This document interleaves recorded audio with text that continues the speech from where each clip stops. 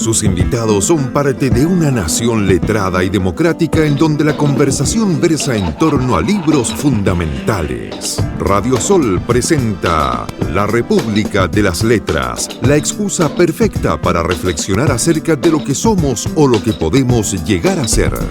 Conducen Marce Mercado, Francisca Navarro, Bernardo Cienfuegos y Cristian Campos Marín. Juana está sentada atrás, cerca de los naranjales, sola. Tiene con ella sus bultos. No ha comido, pues prefiere tomar un mate. Le hace falta una bombilla. Sus amigos están castigados. Su hombre está castigado en algún lugar del hospital. Juana es, quizás, la única rebelde visible del edificio público. Juana, tal vez, no está loca. Es posible que Juana llegara con su padre al hospicio de la ciudad de Valparaíso cuando era una niña o cuando apenas era una adolescente. Muy probablemente, cuando su padre murió en el hospicio, ella permaneció y luego fue dando tumbos de hospital en hospital, de ciudad en ciudad, hasta llegar al manicomio del pueblo de Putaendo. Y allí se fue quedando y quedando para cumplir con el destino paterno. Juana, que quizás no esté loca, no puede salir ya al exterior. Alguien podría suponer que cayó derribada por un procedimiento administrativo que terminó por invalidarla, y aun si se corrigiera el malentendido, ella jamás se adaptaría a la fuera. Solo conserva la marca de su rebeldía.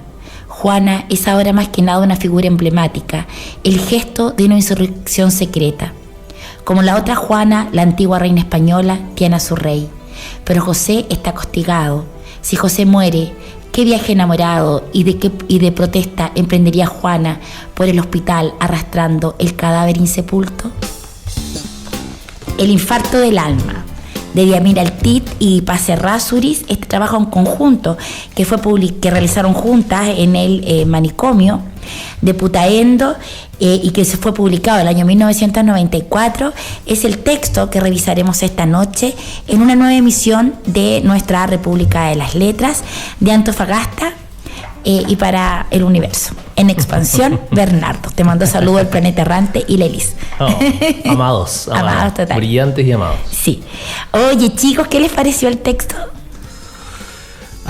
Que empiece el profe ahora. Después llorar. Para terminar de suspirar. Llorar en silencio. Es un texto muy, muy interesante. La verdad es que uno tiene tantas capas a las cuales sacarle información, sacarle ideas, que finalmente como que te queda la sensación de que te falta tiempo un poco como para masticarlo, para digerirlo, porque tú puedes hacer una primera lectura, una segunda lectura, una tercera lectura y así sucesivamente, de un montón de aspectos que aparecen en esta composición, digamos, de fotografía y texto. El texto parte, digamos, con una especie como de viaje y una visita. Y en esa visita queda inmediatamente claro que de alguna forma que los locos son de alguna forma estos sujetos que funcionan en el reverso, digamos, de un patrón social, médico, cultural que podría ser, digamos, esta normalidad que los excluye. Pero también, digamos, está esta parte que son los locos de amor, por decirlo de otra forma, que lo vamos a ver seguramente más adelante, que después de todo son, de alguna forma, todos los enamorados caben en ese canon. El mismo texto lo dice: después de todo los seres humanos se enamoran como locos. Entonces, de alguna forma, el sentimiento amoroso quiebra esa barrera entre la locura y la normalidad, por decirlo de alguna forma, para de alguna forma plantearse, digamos, como sustrato en común respecto a lo que es el ser humano. Y eso de alguna forma es común a todos, pero tampoco es propiedad de nadie, y es como una especie como de tejido conectivo, digamos, entre la normalidad y la locura, por decirlo de otra forma. Wow. Sí, a mí me pasó que automáticamente conecté con muchas situaciones, con situaciones familiares, personales, y mi lectura justamente fue desde la fractura, la misma que menciona Diamela en una parte del libro, cuando está primero enfrentándose a ese grupo de gente que se le acerca, que le dice mamita, que le dice tía y otras cosas. Y también la misma sensación que te queda cuando ella está en esta comilla celebración en el hospital psiquiátrico, que cumplía un año más. Fue complejo abordar las páginas desde un punto de vista más objetivo, porque se conectaban muchos temas. Era muy, muy potente saberse en un espacio como ese, haberlo tratado en otras obras de Diamela, lo que hace, por ejemplo, creo que era Por la Patria, si mal no recuerdo, cuando habla el tema de la cuestión de la institución médica. En Impuesto a la Carne. Impuesto a la Carne, perdón. Lo mismo que pasa con otras obras de La Paz Errázuriz que te analiza este sujeto marginal, además en un contexto de dictadura. Era como que todo tenía una carga tan potente y que solo podías observarlo desde esa fractura que era muy, muy potente. Creo que podría decir que fue muy potente para mí la lectura. Oye, hay que decir que este texto es una composición, como decía el profe, donde confluyen la fotografía de Paz Errázuriz, Premio Nacional de Artes Visuales, Premio Nacional de Artes Visuales 2017 o 2007, bueno, no sé, no me acuerdo, y el texto de Diamela Eltit. Hay un trabajo previo que, como nos cuenta Diamela en el texto que hoy comentamos, parte la Paz Errázuriz, ¿cierto?, en visita, y que empieza a retratar las historias de amor que surgen entre los internos de este manicomio. Y luego invita a Diamela, que es quien le pone texto a la fotografía, una fotografía sublime, donde además encontramos, por ejemplo, una de las tantas lecturas que le podemos dar, porque la locura está vinculada a la ausencia de lenguaje, y la fotografía en estos casos actúa como una forma de lenguaje, un lenguaje más claro. Claro, como el lenguaje en que ellos transmiten. Las fotografías son pero asombrosas, claro, de estas parejas que van surgiendo y que contrastan, porque lo que hace Diamela no es una narración de las distintas historias de amor, sino que, bueno, hay una parte que se llama Infarto del Alma, un diario de viaje, nos recuerda ahí seguramente la Alia, te debe haber recordado, claro, cuando hizo Las Homicidas, que también tenía como un diario. Y bueno, y sacan a la luz esta obra que es muy difícil de encontrar. Además, yo 2 veces la Fran me lo había encargado a una editorial independiente, lo encontré en la librería Tanca y me lo regalaron. Sí. Y otra cosa que editorial Jueders. Hay otra cosa que pasa con la fotografía de Paz Errázuriz, es que podríamos pensar en algún momento en que ambas narrativas, la visual y la literaria, competirían por un espacio, por quién está por sobre la otra, y nunca es así. Tampoco es que necesariamente se complementan, porque están refiriéndose a espacios distintos.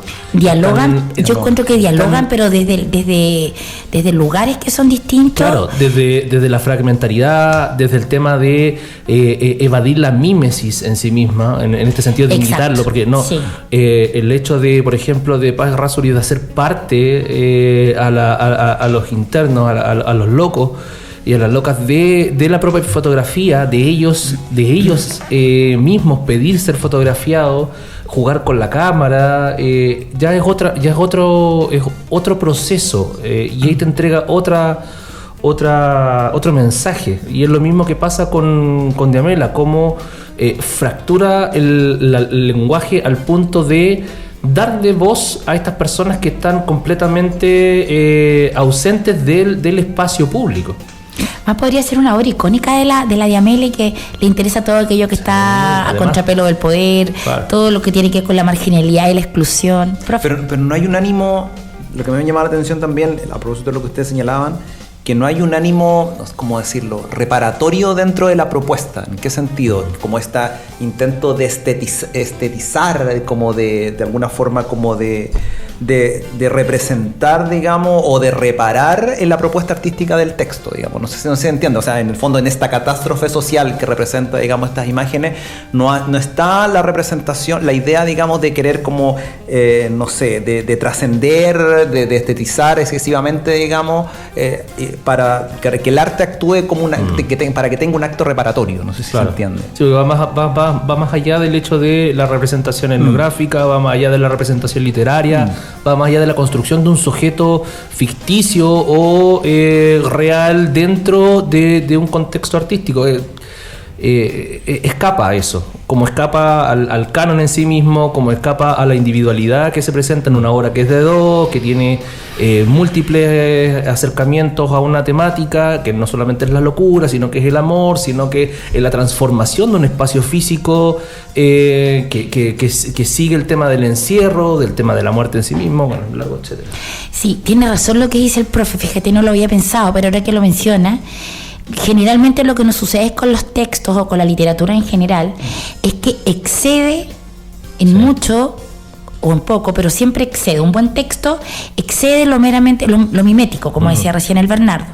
Pero en el caso de este texto, a mí me pasó que no excede ni tiene la pretensión de excederlo, sino que más bien es un artefacto casi, es un artefacto que va en ese fluir que es esta marginalidad, este encarcelamiento. Ahí yo me leí un texto que en el próximo bloque se los voy a compartir. La Yamela en más de una oportunidad ha hecho mención a Artaud o Artaud, que él escribió una cosa que se llama Carta a los Poderes, y entre ellos dentro de ese libro está la Carta a los Directores de Manicomios, y es absolutamente coherente con esa línea de pensamiento que tiene nuestra pensadora. Oye, yo quiero ir al tiro con el primer tema. Vale. Lo voy a introducir, es que le tengo hasta texto. Mira, dice, bueno, yo en realidad hemos hablado tanto y el texto está para puro leerlo. ¿Cuál es el lenguaje de este amor? Me pregunto cuando los observo, pues ni palabras completas tienen. Solo poseen acaso el extravío de una sílaba terriblemente fracturada. Entonces, ¿en qué acuerdo, desde cuál instante, qué estética amorosa los moviliza? Veo ante mí la materia de la desigualdad cuando ellos rompen con los modelos establecidos. Presencio la belleza aliada a la fealdad, la vejez anexada a la juventud, la relación paradójica del cojo con la tuerta, de la letrada con el iletrado, y ahí, en esta descompostura, encuentro el centro del amor. Vamos con Sueño de amor de Franz Liszt.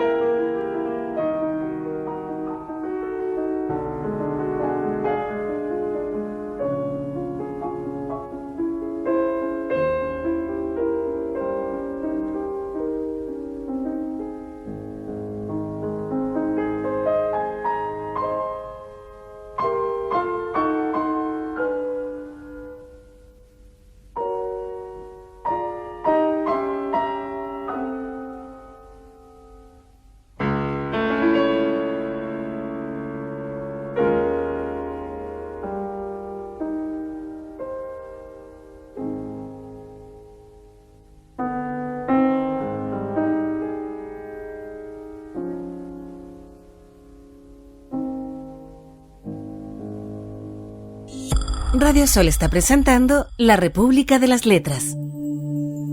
¿Qué sería describir con palabras la visualidad muda de estas figuras deformadas por los fármacos?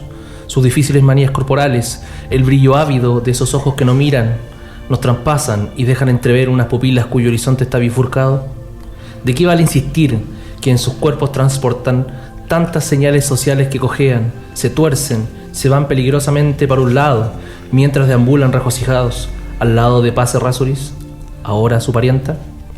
La tía que les toma las fotografías que prueban, aún frente a ellos mismos, que están vivos, que después de todo conservan un pedacito de ser, aunque habiten como enfermos crónicos en el hospital más legendario de Chile, el manicomio del pueblo de Putaendo, ahora llamado Philippe Pinel. Leo ese nombre escrito en el frontis del edificio.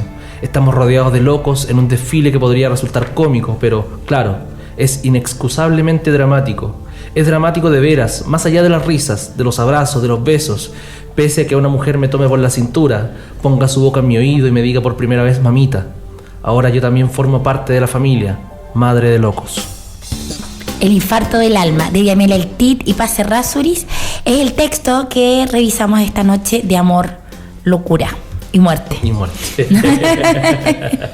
Quiroga sonríe. Sí, Quiroga Horacio. Que no nos importa que sonría Quiroga Darío. Quiroga Horacio. Kof, ejem. Oye, bueno, una de las cosas que mencionar es que una vez más la prosa de Diamela es superlativa. A modo de confesión, lloré la mitad del libro. En parte por la cuestión estética, en parte por lo que ya les mencionaba al principio. Y justamente por cómo va contraponiendo elementos, cómo va jugando con cuestiones que parecen muy simples, como luz y oscuridad, pero no de la manera tradicional, sino que anteponiéndola, poniendo una delante de la otra, o simplemente marcando sus ausencias. Por ejemplo, hay un fragmento que dice: es que ellos quizás se acercaron tanto al sol, a la luz asesina del otro, que sus mentes se incendiaron, se quemaron siguiendo el mismo ritual del suicidio estético con el que sella su fin una mariposa de luz. Sí. Dios mío. Dios mío. Sí, por favor, ahora estoy en condiciones de morir. Yo llegué al punto que tengo marcado algunas páginas. Venía viajando en el avión y le puse Diamela, te amo, y le di beso. ¿Se acuerdan que a veces cuando ya llego al éxtasis? Mira esto. Porque los pacientes enamorados en el interior del hospital psiquiátrico del pueblo de Putaendo continúan secretamente el legado de los cuerpos tuberculosos. Bernardo, pensé en ti. En una tradición trabada con un mero gesto modélico de su pasado. Ellos realizan el rito amoroso amando al otro con la misma intensidad que tiene el grado de su enfermedad. Lo aman con la desazón que provoca la profunda pérdida de las garantías civiles, arruinando el llamado familiar de la prolongación de la especie. Un amor que es únicamente gasto y desgaste afectivo, y por ello el despilfarro puro. Ellos aman solo por la necesidad atávica de amar. Justamente pensaba en esa... yo leía esa frase y pensaba, oye, ese es literalmente el Werther volándose los sesos y Augusto Pérez muriendo loco, completamente loco en su cama. También pensé en el Werther. Así de sencillo. ¿Cómo con su traje amarillo, ¿cierto? Y su pantalón azul. ¿Cómo cruza tanto todo el discurso que se plantea ahí? Y eso con dar vuelta a la página y encontrarse con una de las fotografías y te explotar la cara. Sí. Siento yo que, obviamente no lo es, no es casual, digamos, que este texto emerja en un contexto, el año 94, en un contexto de transición a la democracia y de los gobiernos de la concertación. Estamos muy bien alineados en ese sentido porque precisamente en esos años se observa precisamente una reconfiguración de lo que podríamos decir una identidad nacional que se va licuando a través de la política del olvido, las divisiones, esta división entre civiles y militares, así como el discurso de Elwin, y a un proceso, digamos, de blanqueamiento, en el concepto, digamos, que toma Mulián en Chile, Anatomía de un mito, desde el propio Estado, blanqueamiento de los cuerpos, los cuales debían de alguna forma ocultar, olvidar las cicatrices, digamos, de la dictadura y la tortura, para que se diera este proceso de reconciliación democrática y que, digamos, tuviera el lugar que le correspondía en ese momento. Entonces, claro, se va apareciendo en ese momento un Chile como esta sociedad nueva, como en esta comunidad sin restos. Entonces, lo que hace el texto es de alguna forma emprender el camino contrario. Es precisamente ir hacia el Chile que nadie quiere ver, que nadie quiere encontrarse, estos sujetos que desechados, digamos, en contra, digamos, de esta familia chilena. Yo lo vi así, y están, digamos, allí están estos cuerpos emparejados de los asilados, y como la pareja, digamos, es la única forma de establecer alianza cuando el tiempo, y lo dice el texto, digamos, dice, la pareja es la única forma de establecer alianza cuando el tiempo del naufragio ya se ha manifestado, cuando sus nombres ciudadanos han sido borrados de la faz de la tierra. Es interesante el contexto, cómo lo ponís tú, profe, en contexto histórico, porque efectivamente nosotros veníamos saliendo de una dictadura brutal donde hubo cuerpos, ¿cierto? O sea, desaparecidos, torturados, encarcelados, y pasamos a la transición a la democracia y hay un giro muy rápido y muy soterrado, pero no por eso muy rápido, de una rápida exclusión, y pasamos a hacer este modelo de transición a la democracia, porque siempre hemos sido modelos de alguna cuestión. Entonces, claro, era el día 14, yo me acuerdo, la voz de la Patricia Politzer por televisión nacional, Elwin partiendo a jurar como presidente, y ya todo eran otras voces, y entonces, pero eso traía aparejado el olvido y la desmemoria. La desmemoria es una palabra que usa varias veces la Diamela en el texto. Y cómo se contraponen la Paz Errázuriz y la Diamela en un ejercicio de rebeldía y de resistencia. Es decir, nosotros ahora vamos a mirar a estos excluidos, que, ojo, en lo aparente no tienen una consistencia, no son cuerpos políticos, ¿cierto? Porque la locura, yo me pegué una repasada, al menos al prólogo de la historia de la locura de Michel Foucault, otro gran referente de la Diamela, y ellas que hacen, ellos miran, pero, y eso que tú acabáis, la mención que acabáis de hacer es fundamental, porque los cuerpos son políticos justamente en su relación con otros. Lo que dice la Hannah Arendt, la política es este espacio que hay entre tú y yo. Entonces ellos se vinculan amorosamente, entonces ese amor y esos cuerpos son más políticos que nunca, y quizás eso explique el verdadero ocultamiento que ha tenido este texto, porque a mí me parece, o sea, algo sé de la obra de la Diamela. Yo creo que acá por lo menos somos gente que no encontramos que la Diamela sea difícil, o sea, que además hemos tenido la fortuna de estar con ella, y me parece asombroso que este texto esté desaparecido de la faz de la tierra. Ojo, y ojo con cómo la decisión de editarlo por Francisco Segers también es una cuestión que marca mucho en el tema del contexto político, siendo él diseñador, trabajando en otras cosas, dedicándose como editor a obras bastante marginales, en el sentido de que no estaban metidos dentro del canon, que estaban construidas de una manera distinta en un Chile que a nivel editorial y a nivel artístico estaba primando la individualidad. Te aparece con una obra de este estilo, también le da mucho sentido a lo que ha hecho Paz Errázuriz y Diamela durante toda su carrera artística. Claro. Hay un sentido importante, y de hecho el trabajo de Francisco Segers vino a poner a los grandes autores de la época en la escena. O sea, 20 años después están diciendo, oye, ¿sabes qué? La pega fue importantísima. Estaban grandes autores y autoras haciendo obras de gran peso, y sin embargo estaban fuera del círculo solamente por dedicarse a observar el margen. Oye, lo otro que me impresiona es que, si bien es cierto, tiene toda esta connotación política, pero la Diamela se da maña para sacar un tema, Bernardo, que me morí, que era el asunto que hace una distinción, se mete con la tuberculosis, ¿cierto? Hace esta asimilación en el sentido de la exclusión de los tuberculosos de la época romántica y los del manicomio, y hace una distinción que me morí. Lo primero que le dije al profe el lunes cuando hablamos por teléfono, somos cuerpos románticos versus los cuerpos asalariados. Nosotros soñando con tener tuberculosis, y además mira cómo le escribe. bueno, hace todo un análisis. Dice, el cuerpo romántico es pues la contrapartida del pujante y contestatario cuerpo asalariado, cuya mejor garantía es la excelencia de sus pulmones, el vigor de su faz, el olvido de toda erótica que no sea la erótica del trabajo. Yo. Cero productividad. El cuerpo romántico, soy un cuerpecito gordo y romántico, me sentí tan feliz. Es el gran contorno poético requerido por la sociedad del siglo XIX y de la primera mitad del XX para ocultar a los otros cuerpos, aquellos entregados a la furia del día, al incierto salario de los impagos minutos.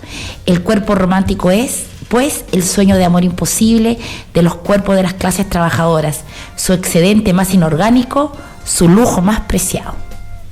Hoy no te puedo creer que se terminó el blog. Así. Me muero. Sí. Ya. Tema. Voy a ir yo porque el profe creo que tiene dedicatoria nuevamente, porque no importa el libro, importa el amor. Ay, pero ustedes también la semana pasada, en mi ausencia, se amaron. Él...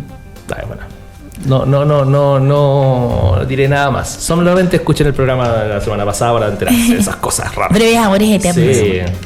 Tanta pornografía en una sola frase. Ay. Bueno, una de las partes que más me impactó fue justamente el sonido de los sonidos guturales que mencionaba Diamela cuando iba pasando por ciertos pasillos, ¿ya? Canciones, pero también ruidos fuertes, gritos y cosas por el estilo que proferían ciertas personas en esos espacios, que a pesar de también los gemidos. Exacto. De cuando hacían el amor. A pesar de lo que uno puede considerar sean comillas normales dentro de un espacio así, no lo son tanto, porque las conductas son otras, hay otras dinámicas y eso es muy interesante cómo se plantea. A propósito de eso y a propósito de la misma percepción del amor que tienen los sujetos en la fotografía, que me pareció exquisito, vamos con Live With Me de Massive Attack.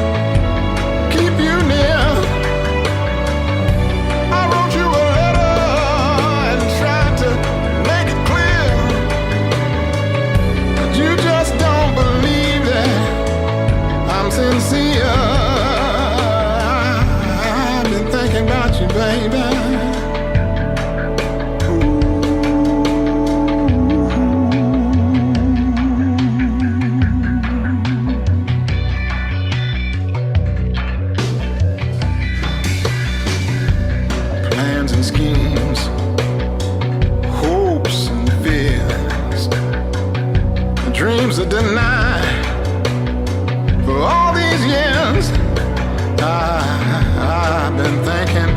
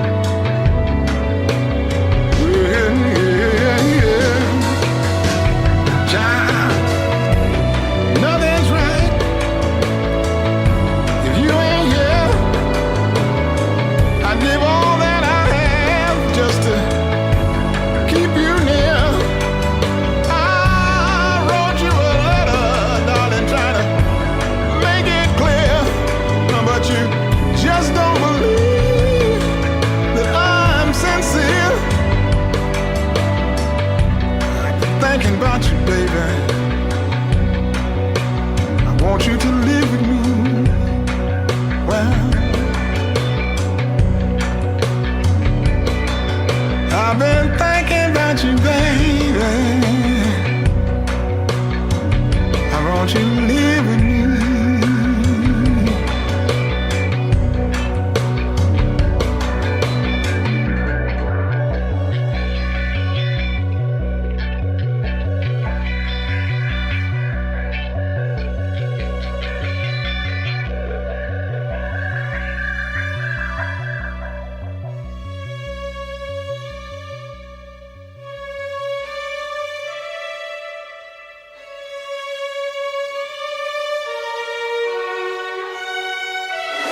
En Radio Sol, la radio para los grandes sueños. Seguimos con la República de las Letras. Los alienados del pueblo de Putaendo ya portan los signos de una fatalidad. Arrastran el drama primario, la tragedia irreversible de haber estrellado sus mentes contra un laberinto simbólico, frente al cual se debilitaron letalmente sus defensas. Resultaron los vencidos, los devorados, en su confrontación prematura e imaginaria con el otro. Con la derrota o la lesión que sufrió su primer ser, solo arrastran ahora la memoria estigmatizada de un siamés partido por los contornos de un punzante y irregular espejo. Enviciados por la demanda de una necesidad imposible, transitan en medio de un mundo que se les ha vuelto incomprensible, porque se negó a obedecer sus órdenes de amor. Así el hospital del pueblo de Putaendo se levanta como un muro de contención de una fatalidad, para render los impulsos de aquellos que se abrieron enteramente a un universo ininteligible, pues están enredados en un deseo del otro, a la manera de una planta maligna cuyo fin es el estrangulamiento. Los asilados son materialmente un otro, abiertos a camuflarse, a refugiarse al interior de cualquier cuerpo, a adentrarse a cualquier mente, a habitar del otro a cualquier costo. Oye, ¿cómo hay? Bueno, el otro tiene una... El otro es mi otro, creo que se llama el... Esa parte, sí. Sí, esa parte. Profe. Bueno, rápidamente, ¿cierto? Lo que podríamos denominar los locos van formando parejas, a pesar, digamos, de que ese vínculo es percibido como un contacto monstruoso y potencialmente amenazante, digamos, para la sociedad. Pero es elocuente cuando aparece, por ejemplo, al principio aparece el relato de una mujer que en realidad se baja el pantalón para mostrar la cicatriz. Y una cicatriz, digamos, lo tenía en la página 18, de la esterilidad, o sea, de la esterilización que le habían hecho. Lo dice muy bien, digamos, dice... comprendo en ese instante que observo la marca histórica y obligatoria que se oculta en el cuerpo de algunas mujeres dementes, de esas mujeres que perdieron todas las batallas familiares cuando nos muestran su cicatriz. Lo que en realidad enseña es la huella de la esterilidad, de la operación antigua y sin consulta que le cercenó para siempre su capacidad reproductiva. Y ahí, bueno, queda en evidencia, digamos, las lecturas médicas y sociales que de alguna forma van dejando una huella sobre este cuerpo del enfermo mental, y han de alguna forma dictaminado de lo que es la legalidad de su reclusión, de su esterilidad, de su invisibilidad. Y en ese sentido es el adverso, y una vez más voy con el mismo tema, de la comunidad nacional, digamos, por decirlo de alguna forma, basada precisamente en la pertenencia y cuyo principio fundante es precisamente tú eres dueño de sí mismo. Ese es como el principio, digamos, fundamental. Por el contrario, digamos, los locos le enrostran a la sociedad la exclusión en que se les ha mantenido, su propia identidad también se les negaba, digamos, su nombre, sus derechos individuales, su ciudadanía, y para hacer, digamos, esto que podríamos denominar como un interdicto social. Y de alguna forma es precisamente esa expropiación de sí mismo. Sí, y de hecho en una parte lo dice expropiar al otro de sí, o al revés, donarse como cuerpo y como mente para el otro, haciendo el link directamente con el tema del amor. Y es súper fuerte porque contrapone una cuestión que es muy relevante y también lo menciona literalmente. Que esta cuestión, si mal no recuerdo, y aquí nuestra maestra en filosofía me puede corregir. Es una maestra chamullenta, sí, po. Pero lo sabe. Maestra chasquilla de filosofía. En una parte dice: nada deseo más que mi propio deseo. Si no me equivoco, Lacan. ¿Cierto? Pero el deseo deseándose a sí mismo. Pero justamente. Parte la última parte así. Justamente cómo esa imagen se contrapone a esta de expropiar al otro de sí o donarse como cuerpo y como mente al otro. O sea, es el sujeto enfermo mental, pero también el sujeto enamorado que tiene una decisión del ser para apropiarse de otro o entregarse por completo. Esa cuestión es muy interesante porque te va dejando cosas y dice, al final nos encontramos con un discurso que es fragmentario en todos aspectos, incluso hasta en la perspectiva filosófica de decirte, mira, ¿sabéis qué? La locura está al punto que no se puede definir en sí misma. Mira, yo me leí, les contaba la carta de Artaud, o Artaud, no sé cómo se dice, Bernardo, tú siempre sabes de idioma, tú siempre sabes de lenguas, Bernardo. La carta a los directores de los asilos de locos, en esta carta a los poderes de Antonin Artaud, bueno, no es muy extensa, pero escuchen esto. Bueno, él le habla, ¿cierto? Y trata, que yo creo que nunca lo dicen, ni la Paz Errázuriz en su lenguaje fotográfico, ni la de Amela en lo escritural, de que el primer elemento importante es que estos son seres y cuerpos encarcelados. Sí. O sea, estar en un manicomio no es estar en una clínica, o bien, bueno, también está la historia de la clínica de Foucault, donde hay una suerte de encarcelamiento y en definitiva una suerte de disciplinamiento de los cuerpos. O sea, los psiquiátricos, ¿cierto?, son fuertes zonas de disciplinamiento. Entonces dice Artaud, ¿y qué encarcelamiento? Se sabe, nunca se sabrá lo suficiente que los asilos, lejos de ser asilos, son cárceles horrendas donde los recluidos proveen mano de obra gratuita y cómoda, donde la brutalidad es norma, y ustedes toleran todo esto. El hospicio de alienados bajo el amparo de la ciencia y de la justicia es comparable a los cuarteles, a los cárceles, a los penales. Y en el último párrafo dice: esperamos que mañana por la mañana, a la hora de la visita médica, recuerden esto, cuando traten de conversar sin léxico con estos hombres sobre los cuales reconózcanlo, solo tienen la superioridad que da la fuerza. ¿Por qué? Coerción. La coerción. ¿Por qué? Porque también hay una parte que se llama Sueño Imposible, que es de Juana, de una de las internas, que ella les cuenta el sueño, que ella sueña que tiene una guaguita, pero están todas esterilizadas. O sea, la violencia ginecológica, que también han recibido esos cuerpos, la imposibilidad de ser familia en un momento en que la familia es más nuclear que nunca. En el gobierno de Elwin, nunca la familia fue más familia que en el gobierno de Elwin. Porque además él representaba la familia, el modelo Sendal y la familia perfecta.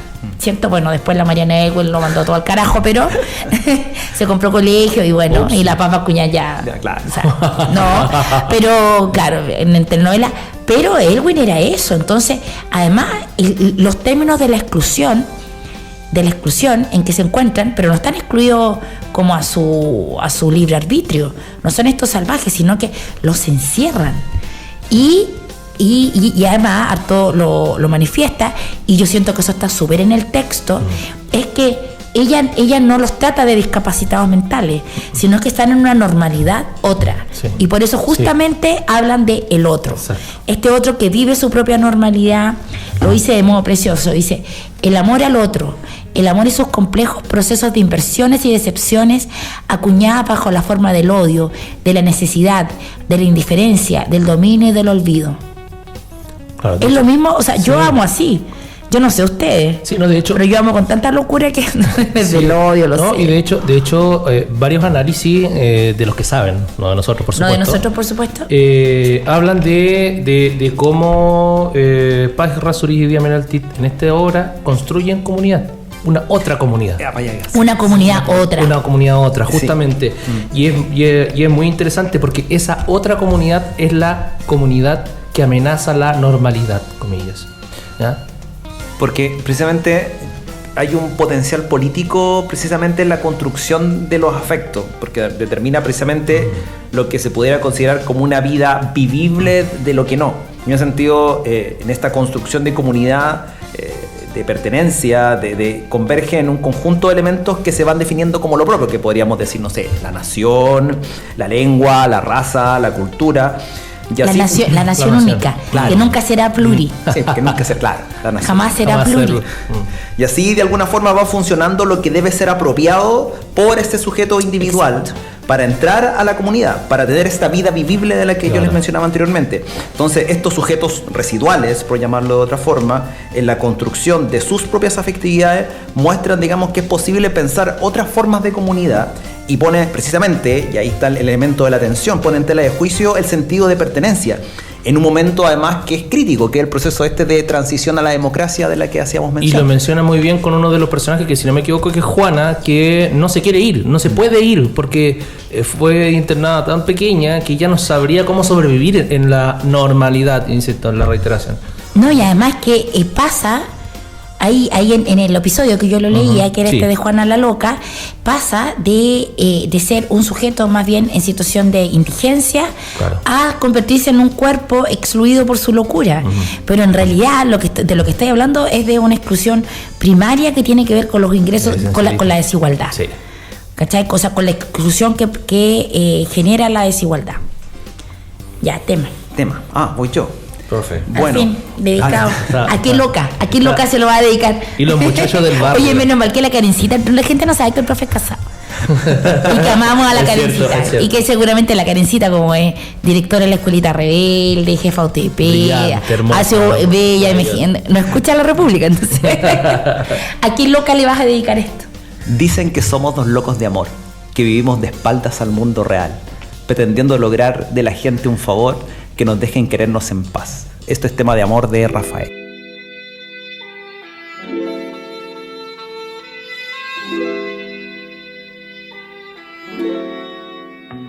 Dicen que somos dos locos de amor, que vivimos de espaldas al mundo real, pretendiendo lograr de la gente un favor, que nos dejen querernos en paz.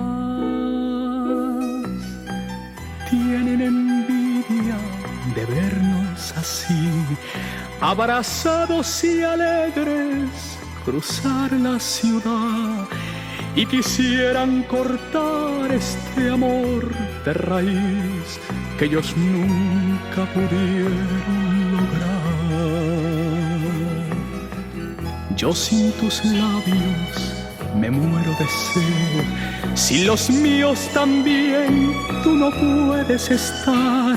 Nos queremos los dos, ¿qué le vamos a hacer si la vida nos quiso juntar?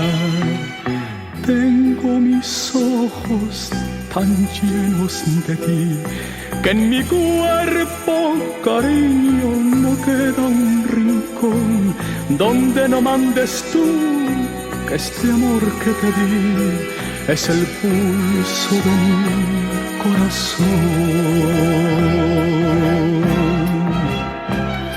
Solo en tus brazos me siento feliz y me duermo despierto con dulce quietud, escuchando a compás sonreír junto a mí el aliento de tu juventud. Y dicen que somos dos locos de amor, que vivimos de espaldas al mundo real, pretendiendo lograr de la gente un favor, que nos dejen querernos en paz.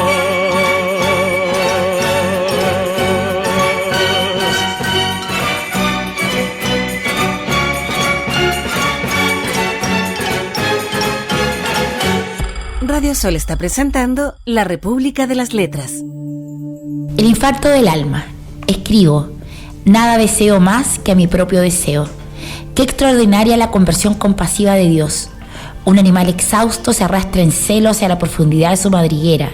El último satélite intenta inútilmente medir el diámetro de la expansión de la Tierra. Mi amado trastabilla en la taberna clandestina, sostenido por una muchacha robusta. Mi amado está muy pálido, muy tosco, demasiado ebrio, arrobado por el desafío que le presenta la cadera. Besaré mi propia boca fugazmente apenas se produzca la primera distracción en la noche. Besaré mi boca y untaré de salida mi espectacular dedo índice. Tan costosa la vida, pareciera que únicamente el acto de morir fuera gratuito. Mi amado se emborracha y se emborracha en la taberna clandestina. Los banqueros se ríen ante la desesperación del préstamo. Mi amado nunca me regaló un vestido de seda. El satélite cae locamente a la tierra y quema la cabeza de su padre científico. ¿Cuánto habremos de avergonzarnos por su espantoso fracaso? Deberé besarme, morderme la boca en cuanto se descuide la noche. Oye, y esa es la última parte que se llama el infarto. Bueno, sí. Varias partes se llaman el infarto del alma. Esa es la última parte. Y sabes qué, que además la Yamela siempre, bueno, esto lo hace siempre, y ella lo va a interpretar mejor que yo, se mueven tantos registros que termina con esto, que tiene que ver un poco, que es como fluir de conciencia, hasta un estado de qué es lo que me produce a mí, pero en un ejercicio escritural muy prístino, muy de no sé, pues se saca esta cosa onírica, verdaderamente onírica, ¿cierto? Pero que tiene 400 capas para abajo, porque parte con Lacan, que ella siempre cuenta como anécdota, sí, que le costó mucho, que es el deseo deseándose a sí mismo, y luego esto de beso mi boca, porque en todo el tiempo yo soy mi propio deseo, ¿cierto? Que ya todos los que saben han llegado a la modesta conclusión que de eso se trata el amor romántico. Claro. ¿No? Y es interesante porque cuando se trata de clasificar, hablando solamente del texto, ya tenemos problemas. Porque nos encontramos varios registros, como decías tú. O sea, tiene una cuestión que se acerca mucho al ensayo, incluso ahí al principio cuando describe todo este recorrido por el centro, cuando va con Paz, que puede ser etnográfico o documental incluso, pero también tiene metido el tema epistolar, las cartas, tiene esta cuestión que es más de la ruptura de la voz narrativa desde una perspectiva de la locura o de una otra construcción mental. Me acordaba de Benji, del Ruido de la Furia, por ejemplo. El Faulkner. Claro.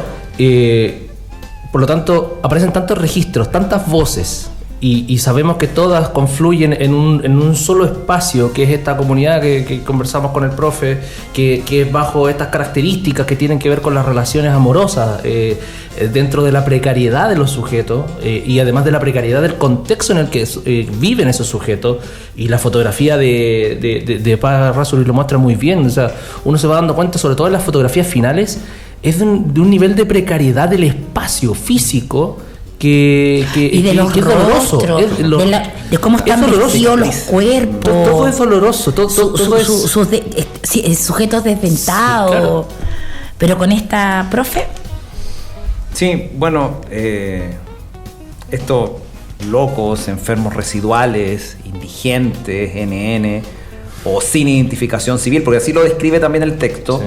De alguna forma experimentan una especie como de doble abandono. Por un lado están despreciados por su propia familia de origen y por esta nueva familia, esta comunidad a la que hemos hecho referencia, que podríamos decir que es la nación chilena, en la que de alguna forma descuida en este discurso de pacificación, de reconciliación. Entonces de alguna forma están fuera de todo linaje y de alguna forma van reinventando una comunidad de lazos a través de estos amores como precarios y efímeros. Pero también esta reinvención está lleno de potencia, está lleno de misterio y son completamente irreductibles a un programa político, por decirlo de alguna forma. Sí, quizás sea la mayor forma de amor que hemos conocido en un texto literario. Sí. Y nosotros hemos leído textos de amor. Sí, hay que decir lo que es lo nuestro, porque mira lo que dice, que esta parte sí, pero ya me mató. La pasión por el otro es una forma de confinamiento. Cuando estalla la pasión se rompen las cadenas de la responsabilidad. La primera ruptura es con el compromiso de la razón y se pone entonces en movimiento una simbología que cita la muerte, porque el simbolismo fatal que se desencadena es morir en el otro, llegar a reducirse a la muerte de sí para atrapar y encarnarse en el nicho de una amada ajena presencia. El amor. Lo tengo. Bueno, esa parte la besé, sí, y grité. Yo solamente quiero terminar con una pregunta que aparece allí en el libro, al final del libro. Dice: ¿piensas que alguien podría acaso incendiar verbalmente la tierra? Y yo le respondo a la Diamela: estoy en este libro viendo cómo arde un gran pastizal de palabras. Ay, no, pero ustedes están tan enamorados. No, ya. ¿Y qué es amor? ¿Qué crees tú que significa? Esa respuesta la tiene el profesor. Sí, el profesor la tiene. Sí. Ya. Chiquillo, profe, ¿tiene algo más que decir? Que lo veo metido ahí en su... No, he disfrutado mucho en la conversa. Es increíble cómo van surgiendo perspectivas. Además, un texto, insisto, que tiene múltiples capas. Entonces, podríamos estar una hora más conversando y podríamos tener diferentes aristas respecto. Pero a Reinaldo lo está esperando su novio afuera. Pero está cierto. Y ya que somos pro amor. Y él es diverso, él es diverso como Felipe. Cast. Es que son iguales. Votaron los dos rechazos. Entonces también es diverso. Saludamos la diversidad de Felipe. Siempre. Sí. Ahora yo igual ese video tonto que sacó, bueno, es una estupidez puesta que sí me dio ceremonia. Yo, de verdad, para mí este texto es una composición de Franz Liszt. Oye, pero malo el video, yo me lo imaginaba saliendo diciendo, bueno, estoy enamorado de esta mujer. Y decía, pero con eso el tipo se convierte en presidencial. Pero es demasiada narrativa para él, ¿no? Sí, era mucho relato. Era mucho relato. Muchos asesores tienen esa capacidad. Sí, demasiado relato. Ya, chiquillos, cumplimos 3 años en el Club de Lectura Rebelde. Sí. 6, 7 años acá haciendo la República de las Letras. Y si alguna vez nosotros fuimos premio Fomento Lector 2020, este año el premio regional de Fomento Lector fue entregado al Club de Lectura Rebelde. Todo el amor para el club. Todo el amor por el club. Es muy bonito porque además en la notificación pusieron que era por el fomento del libro y la escritura en contextos de niños vulnerables. Así que era para llorar a moco tendido. Lloramos, por supuesto. Sí, ya, chicos, ¿algo más? Nada más. Nos vemos el próximo martes. Vamos a leer a la Alia Trabuco. Yes. Limpia. Y esta ha sido la República de las Letras. Muy buenas noches. Buenas noches. Que estén bien. Fue la República de las Letras. Hasta la próxima semana cuando nos reunamos en torno a los libros en un viaje imaginario por un mundo sin límites. A preparar las maletas. Conducen Marce Mercado, Francisca Navarro, Bernardo Cienfuegos y Cristian Campos Marín.